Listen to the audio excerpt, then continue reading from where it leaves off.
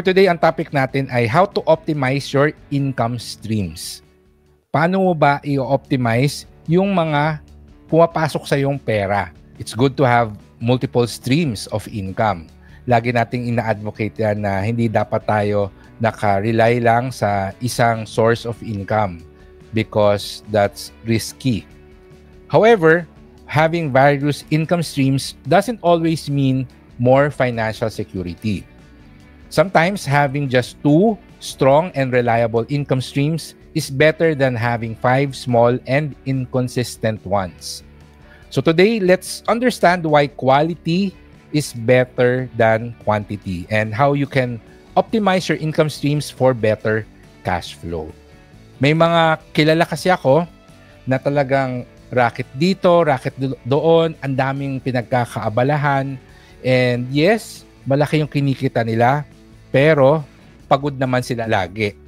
How do you find income streams that will earn you well, but at the same time, not take too much of your time, and it will still allow you to have some free time for personal activities? It all starts with knowing ano ba yung mga factors that dictate the quality of an income streams. Paano mo masasabi na okay itong racket na to or okay itong source of income ko na ito? So there are 4 factors that you need to consider. The first one is the stability. A stable income stream gives you the confidence to plan for the future. It provides a steady and reliable cash flow, which means less stress during times of financial emergencies. Ang isang stable source of income, consistent. Buwan-buwan, you can expect that money will come to you. Hindi siya volatile, and I would say yung amount na natatanggap mo, more or less predictable. The second factor is the strength. A strong income stream helps you afford a comfortable lifestyle. At the very least, it can provide the income needed to cover your cost of living. In short, ang strength is gaano kalaki yung income mo doon. Gaano kalaki yung natatanggap mong pera. The higher, the better. But at the very least, yung kinikita mo sa kanya would be able to pay a cost of living expense. Meron akong kakilala na nagba-buy and sell siya ng shirts. Sabi niya sa akin, yung kinikita niya doon, it's enough to pay for the utility bills nung apartment niya. So I would say that's a strong source of income. The third is scalability. This is something that not a lot of people think about when it comes to building an income source. A scalable income stream means it has massive growth potential, which can help you build wealth faster. Work on this if you want to retire young and rich. The more time and effort that you put into it, the faster and the higher the returns will be. Hindi lahat ng source of income ganon eh. Mamaya meron tayong example and I will discuss each of these factors again. The last factor is simplicity. A simple income source is easy to systematize and automate. Passive income is the ideal type of income, but the best ones usually start as an active income source. Laging pinag-uusapan yung passive income versus active income, and a lot of people, they say that you should build multiple sources of passive income. However, from my experience, yung mga pure passive income, ang liliit ng kita. Yung mga passive income na malalaki yung returns, malalaki yung earnings, more often than not, they are active sources of income na inautomate mo, na sinestematize mo, nag-outsource ka, nag-delegate ka, naglagay ka ng ibang tao na magtatrabaho doon. In short, ginawa mo siyang business, kaya siya naging passive income for you. And those types of passive income are the ones that can really give you a lot of money. If you can automate and systematize a source of income, then it follows that it is also scalable. Meron tayong 4 na factors: stability, strength, scalability, and simplicity. So let's see how we can apply this knowledge. Yung kausap ko si Alex, meron siyang 5 sources of income. ang sabi niya talaga sa akin, okay naman yung kinikita niya, very comfortable yung lifestyle niya, pero araw-araw daw siya nagtatrabaho. Yun yung nararamdaman niya and napapagod na daw siya. Tiyatanong na niya yung sarili niya na, is this really worth it? Nag-iipon siya para sa mga financial goals niya, pero sabi niya mukhang hindi na sulit sa pagod.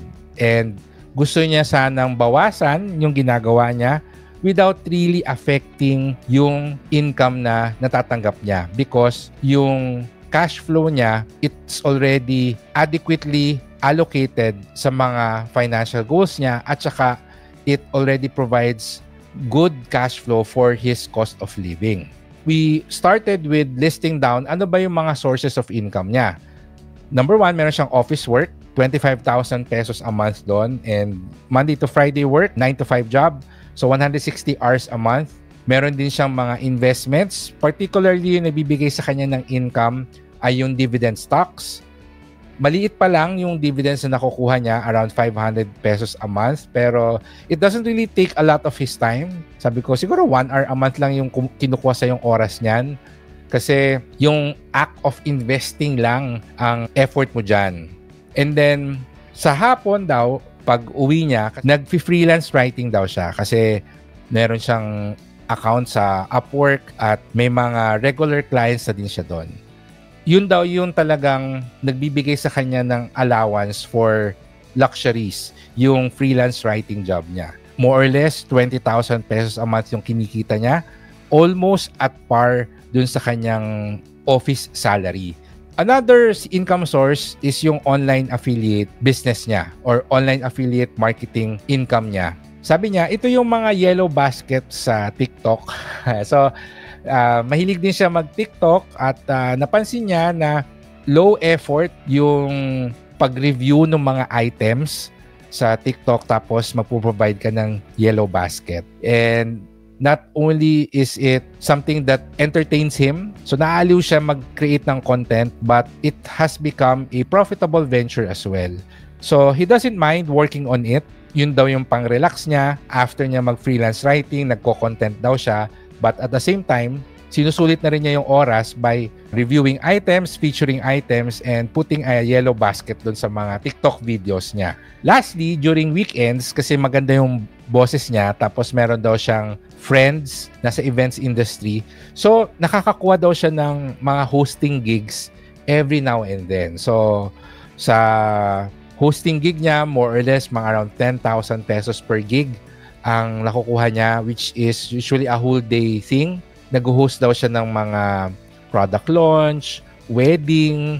Although hindi siya regular, 1 day's work at 10,000 pesos, parang not bad.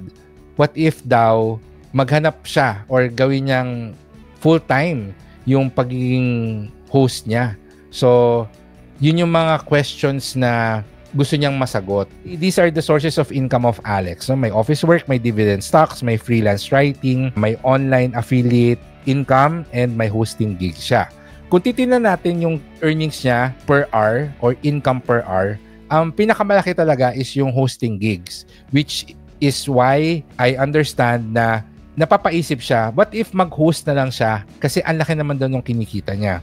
But ayaw din niya i-let go yung freelance writing kasi yung mere amount that he earns from freelance writing, that's still around 20,000 compared dun sa 10,000 na hosting gig na hindi ganun ka-reliable. Tapos niisip rin niya na kahit na maliit lang yung kinikita niya dun sa online affiliate, if you consider yung income per hour, mas malaki pa rin yun kesa dun sa office work niya. So, ang dami niyang questions and kailangan daw niya na i-analyze at himayin yung kanyang income sources with me na hopefully ay mag-guide ko siya. Sabi ko, let's go through the 4 factors of high quality income and i-rank natin itong 5 sources of income mo. So let's start with the stability. So how consistent or reliable is this source of income? Out of this, ang pinaka-stable dyan is yung office work. Kasi kahit na hindi ka magtrabaho, basta pumasok ka lang, makukuha mo yung sweldo mo. Tama? Di ba? Ganun yun pag mayroon kang office work. So, that's the most stable. The second most stable source of income ay yung dividend stocks. Kasi Hindi mo kailangan magtrabaho dyan. Regular din yung dividends. Ang problem mo lang dyan ay yung amount na matatanggap mo. Hindi ka sure kung ilang percent yung ibibigay ng company. But guaranteed na makaka-receive ka. Ang tanong lang is magkano. Hindi ka sigurado kung magkano. The third most stable source of income that he has is yung freelance writing. Kasi meron na siyang established clients. Maganda na yung profile niya sa Upwork. Medyo madali na siyang makakuha ng freelance writing clients. Next is yung online affiliate. Meron na rin siyang good following sa TikTok na namimili dun sa kanyang Yellow Basket. So more or less meron na siyang clout or may following na siya. Siyempre, ang pinaka-least stable niya na source of income ay yung hosting gig kasi nakarely yon sa mga kaibigan niya at saka may mga buwan daw na wala man siyang hosting gig lalo na kapag mga lean season. So, meron tayong scoring, nirank natin yung 5. This is the score for stability. The next one is yung strength. And I usually just base this on how big is the income and can it fund your cost of living. So again, yung office work, kayang-kaya kanyang buhayin. Kaya siya yung number 5. So siya yung may pinakamataas na score. Next is yung freelance writing. Kasi yun yung next na may pinakamalaking income. Next is yung hosting gig. Then yung online affiliate. And ang pinakamababa ay yung dividend stocks. Which is not surprising because dividends from paper assets, sobrang liit talaga niyan. Kailangan mo ng sobrang laking pera para living on interest ka, no? Mag-LOI ka, which is something na goal ng mga nagfa-FIRE, yung financial independence, retire early. So yung nasa FIRE community, kailangan nila makuha yung 25x or 25 times of their annual cost of living expenses para they can put it in an investment that earns 4% a year and they can live on interest for the rest of their lives. Next is yung scalability. The question to answer here is, if I gave this more time and effort, will I be able to earn more? Ang lowest score dito is yung trabaho mo. Kasi kahit na magsipag ka magtrabaho, hindi lalaki yung sweldo mo. So a lot of it is beyond your control. The highest, pagdating sa scalability, is yung dividend stocks. Because the more stocks that you have, the higher the returns will be. Automatic yon. Hindi siya up for debate because your dividends will always be a multiple of the number of shares that you have. So guaranteed na mas malaki yung kikitain mo if you buy more stocks or more shares of your dividend stocks. So the scalability there is number 5.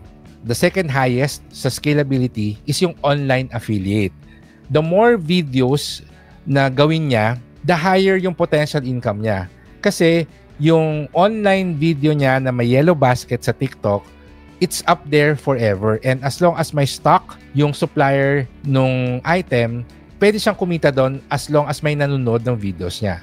The more time and effort ang ilagay niya sa pag-create ng mga video, affiliate videos, then the higher yung potential earnings niya. It is also the same for freelance writing. If he puts more time and effort sa kanyang freelance writing, definitely he will get more projects. But ang problema kasi dito, mauubos yung oras niya sa pagsusulat dahil hindi siya instant. Unlike yung online affiliate or yung videos, once na ma-produce yung videos, tapos na. It will just create income passively already. Pero yung freelance writing, the more na magtrabaho siya, the more free time that it will consume unless i-outsource niya yung some of his projects to other freelance writers. Kaya merong factor doon na pwedeng i-leverage. And then second to the last is yung hosting gigs. Because yung hosting gigs, yan yung hindi mo pwedeng i-outsource. It's really you working. Yes, you can earn more if you put more time into it. But usually kung dalawa yung gig mo sa isang weekend, 'di ba? So it's Saturday and Sunday, wala ka na ibang magagawa. Hindi na siya probably makakapag-freelance writing or hindi na siya makaka-create ng online content kung puro hosting gig na lang yung ginagawa niya. The last one is yung simplicity, which is what is the potential for this income source to be automated or to put in a system to it? Can I systematize this and convert it to a source of passive income? Again, The office work, that's something that you cannot systematize or automate. Kailangan mong pumasok sa opisina para sa sweldo, kaya siya pa rin yung last. Ang pinakamataas pa rin ay yung dividend stocks because by itself, it is already automated. So number 5 siya sa simplicity. Yung number 4 is yung online affiliate. Pag-create mo ng content, that's something that you can systematize.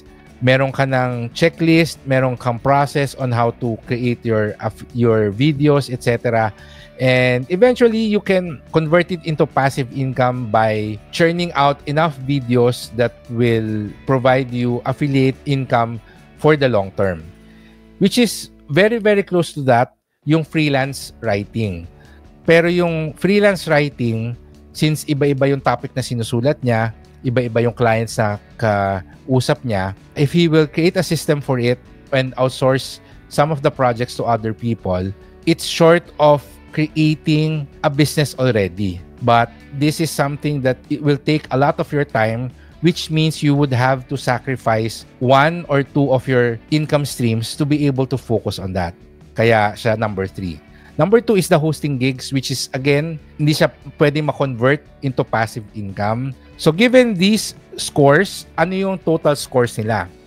Yung office work will have 12 points. The dividend stocks will have the highest number of points, which is 15. Yung freelance writer or freelance writing niya is second place at 13. Yung online affiliate marketing niya is 12, which is tied with office work. And yung pinaka-last, yung hosting gigs, is number 8. So what does this mean? Ano yung kailangan niyang gawin ngayon? Ano yung in-advise ko kay Alex kung paano niya i-optimize yung income sources niya? What are the next steps for Alex? And what are the things that he can do to optimize his time and cash flow? Number 1 is to continue investing on dividend stocks every month, given that it is the one with the highest score. So it might do him good to learn more about dividend investing also.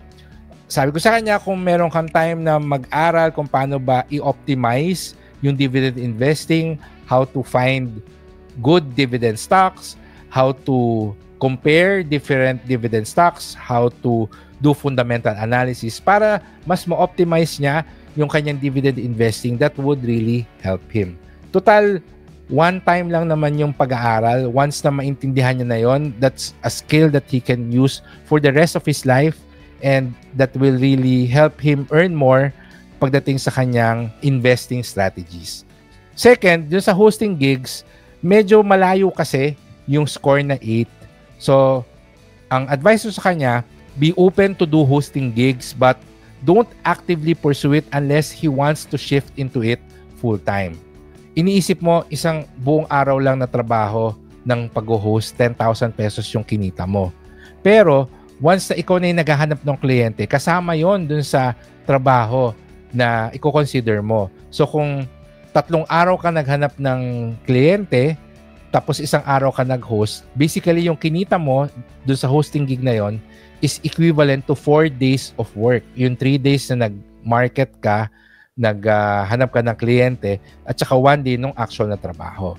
So sabi ko sa kanya, if it's something that you don't see yourself really pursuing, then probably you should not think about it at all anymore. Wag mo na siya masyadong isipin. Still be open kapag may nilapit sa'yo. Then tanggapin mo kung may free time ka, kung pasok naman sa schedule mo. Pero yung mapapaisip ka na, saan kaya magandang maghanap ng kliyente ngayon? Or, uy, merong event, may wedding fair dito sa isang area. What if magtingin-tingin ako doon? Baka makakuha ko ng kliyente. Yung mga ganong klaseng thoughts and plans, sabi ko, wag mo nang isipin yon. Unless nga, it's something that you want to pursue. But he says to me na parang wala naman siya talagang balak na gawin siyang full-time career. So, side hustle lang siya and that's one of the realizations niya nung nag-usap kami na, oo nga, hindi na daw niya iisipin yung hosting gigs niya. Kung meron. Pero kung wala, okay lang. Ang in-advise ko sa kanya is related do sa freelance writing niya. Naramdaman ko na mukhang very established na yung freelance writing career niya. And I told him that he should consider shifting to freelance writing to replace yung kanyang office work if that's something he'd like. So tinanong ko, gusto mo ba mag-resign sa trabaho? Sabi niya, naisip na niya pero natatakot siya because syempre very stable yung work. Kung makukonvince daw niya yung sarili niya na hindi siya kakapusin ng pera, then magre-resign siya.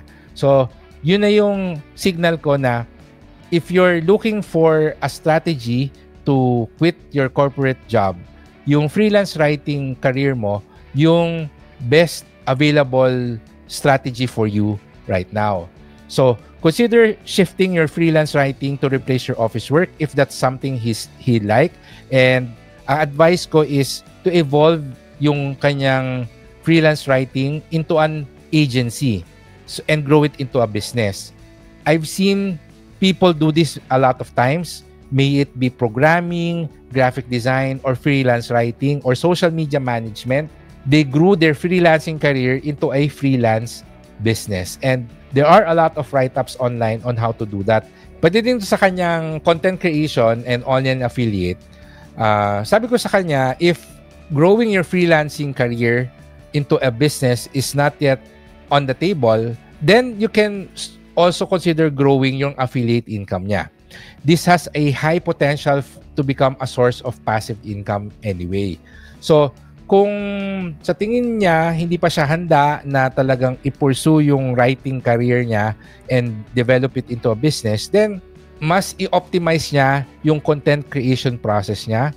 Gamitin niya yung free time niya to find out ano ba yung mga affiliate products na mabenta, ano ba yung magandang approach sa videos para mapabili sa yellow basket yung mga tao, etc. I-optimize mo yung content creation mo kasi this is passive income for you. Meanwhile, anong gagawin niya sa trabaho niya? So sabi ko, you need to take care of your corporate job because yun yung nag-provide sa'yo ng financial security. The reason kung bakit hindi ka pressured na kumuha ng freelance writing clients, na paminsan-minsan ka lang gumagawa ng content and hindi ka nag-worry kapag wala kang hosting gig is because kahit wala yan, basta meron kang trabaho, makakakain ka ng 3 times a day. So it provides financial security while he grows his other income sources. So hindi ka rin pwede tamarin at hindi rin pwede bumaba ang performance niya sa work. However, decision niya pa rin talaga kung gusto ba niyang mag-resign o hindi. Kasi kung gusto niya mag-resign, sinasabi ko sa kanya, meron siyang option which is yung freelance writing niya. So to summarize, he needs to continue investing monthly. If he wants to resign, then he must work on evolving his freelance writing career into an agency business. Otherwise, he needs to see what his options are for career growth in his employment. Kasi kung wala naman siya talagang balak mag-resign, kailangan na niyang planuhin yung career path niya. Ano yung future niya doon sa company na yon, di ba? And then, gamitin na lang niya yung free time niya to optimize yung affiliate income niya, yung kanyang content creation. And yung hosting gigs niya, set aside lang yon. It's good to have. Nandiyan lang siya sa gilid, pero wag niyo na masyadong isipin. So in conclusion, focusing on the quality of your income stream can lead to a more stable, less stressful financial life. It can help you save more, plan better, and reach your financial goals faster. Instead of trying to manage many uncertain income sources, invest your energy in strengthening one or two that offer real promise. Remember, a secure future starts with a solid income base. So take a moment to evaluate your current situation and consider what changes you can make to improve the quality of your income. This is something that not a lot of people really discuss. Maski ako, na-fall din ako dun sa trap na yon na kailangan marami akong sources of income. Kuha ko ng kuha and na-realize ko that there are some sources of income that is not worth pursuing. There are sources of income that start small, pero the more time that you put into it, palaki ng palaki siya. Pero a lot of people quit, a lot of people ignore it because sobrang liit nung kita sa umpisa without realizing that if they are patient enough, lalaki siya. Perhaps you can list down yung mga sources of income ninyo and do the same and see how you can optimize your cash flow without really compromising the free time that you have.